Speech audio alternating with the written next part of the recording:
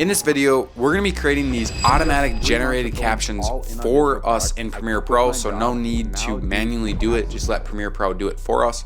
Plus, I'm going to show you exactly how to create these cool animations to get that cinematic, minimalistic look and what type of fonts you should be using to get that type of look. But before we get into that, I just want to let you know that my name is Editing Torsten and I run a shop called Sparvo where I create digital assets for content creators just like you looking to upgrade their workflow and bring their short form content from an hour to 2 hours of editing in just 5 to 15 minutes like I have done in all my previous videos. And if you want to go check out those packs, I'll leave them in the link description. And without further ado, let's get into these captions. To create captions in Premiere Pro, it's stupidly simple because they do all the blunt work for us. So all you have to do is create your transcript. So there's gonna be like a blue button up here. Mine automatically already does it, but there's gonna be a blue button up here. Just hit create transcript. After it transcripts it, it's gonna pop up all your words and everything. Come over to captions, and then it's gonna bring up this create captions from transcript. Just click on that big blue button. It's gonna pop up just like this. Hit this drop down, make sure to do that. Don't skip these parts because this is the most important part of the process of creating captions, and that's grabbing these and putting them all the way to the left. This essentially is gonna make the characters as short as possible, so there's only 1 to 3 words. For captions, you don't want anything longer than 3 words, otherwise nobody's gonna really want to even pay attention to it, and then everyone's just gonna click off. And for your lines, make sure they're on single. So that essentially means that all the captions are gonna be on single line instead of being, there could be a word from above and then there's gonna be a word below here. We don't want that. It just looks super bad and unprofessional. So make sure your lines are on single. Hit create captions and boom, we have all of our captions. You can see that mine actually pops up to the bottom.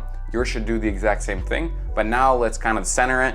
Make sure to know where it should go in short form content, because if you put it in the wrong spot, it's not gonna look good and people are gonna click off and they're not gonna think that you're professional. So we don't want that. So what I like to do is highlight all of these. So just like kind of left click, drag, drop, easy process. Come over to your properties tab if you're running in the newest Premiere Pro. Otherwise, I'm pretty sure it's Essential Graphics. And I'm just gonna blow this up. You can come over here. I like to always use the exact same font because it's just goes well with my brand.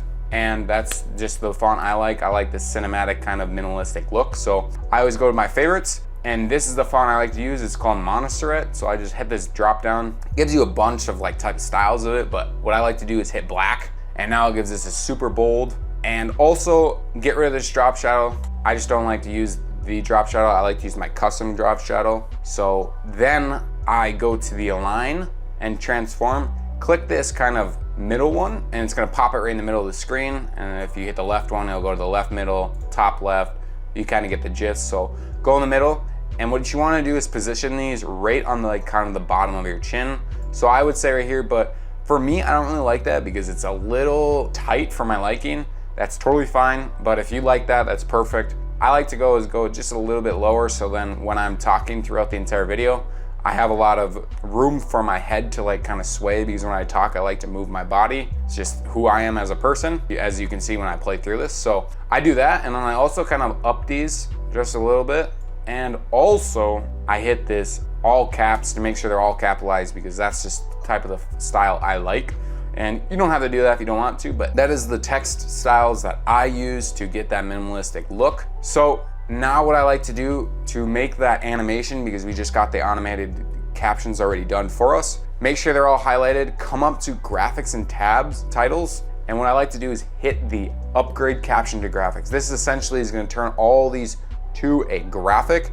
And now as I kind of zoom in here, you can see they're all graphics, but you can still edit them if you want by coming over their properties, clicking on it, and boom, you have all the stuff. Let's transition to how to make this effect that I showed in the beginning of this video. And to do that, just click on any of them that you want and search up a effect called transform. Where is it? Right here. It's gonna grab this transform, just drag and drop it onto one of them, because you're gonna be applying them all of them later, but for right now, just drag it to that one. And essentially, you come up to it in Effects Controls tab, click on the transform, make sure that you click this checkbox, unclick it, and crank the shutter angle all the way up to 360. This is essentially just going to, when you make movements and stuff like we're gonna be doing, it gives it that motion blur, makes it more realistic, and aesthetically pleasing. So now what I like to do is basically come to the start of it and put the position. So clock the position by hitting this little like kind of stopwatch.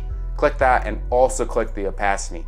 Then go just a little bit forward. It just depends on how long your clip is. I'm actually gonna drag this out a little bit just to give us some more room and show you how to make it a little better. And for this one, I wanna make it kind of appear and slide up.